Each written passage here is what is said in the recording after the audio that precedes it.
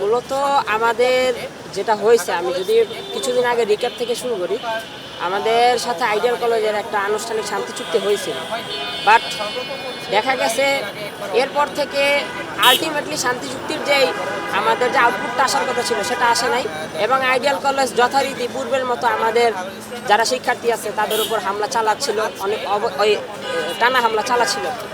তো সেটারই সূত্রপাত ধরে তারা আবার নানান ধরনের ভিকটিম কার্ড অনলাইনে উপস্থাপন করছে যে তাদের এক শিক্ষার্থী আমাদের আঘাতে নাকি আইসিইউতে ভর্তি।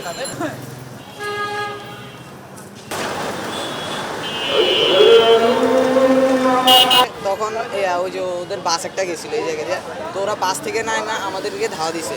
আমরা কলেজের দিকে গেছি, তারপরে ওই যে পুলিশও আসছিল এখানে, ওনারা কিছু করে না, ওদের উপরে কোনো অ্যাকশন নেই। তারপর দিয়ে আবার আমরা কী করছি, এখানে আড্ডা দিতেছি, তখন দেখি ওরা 20-30 জন আবার ঢুকছে। পুলিশরা কিছু করে না ওদেরকে, তাদের পক্ষ নিতেছে, পুলিশরা কয়েক মার আইডিয়াল মার। তো তারপর আমরা কি করছি, আবার ভিতরে গেছি, তারপর আমরা কয়েকজন নিয়ে তারপর আবার এদিকে আসছি। আবার পরে দিয়া পুলিশ কি করছে, আমাকে একটা ধরে থানায় নিয়ে চলে গেছে।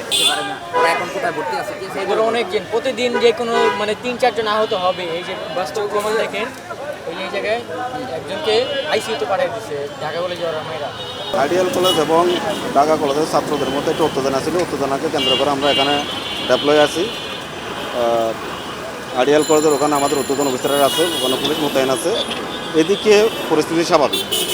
ধন্যবাদ। তারপর আমাদের 27 ব্যাচের কিছু ছোট ভাইদের মারছে, মারার পরে ওরা আর সহ্য করতে পারে না, ওরা গেছে মারতে। এরপর ওরা অনেক মারামারি করে দিছে, মারামারি করে দুজনের অনেক ব্যথা পাইছে, পাটা ফাটায় ফেলাইছে। এই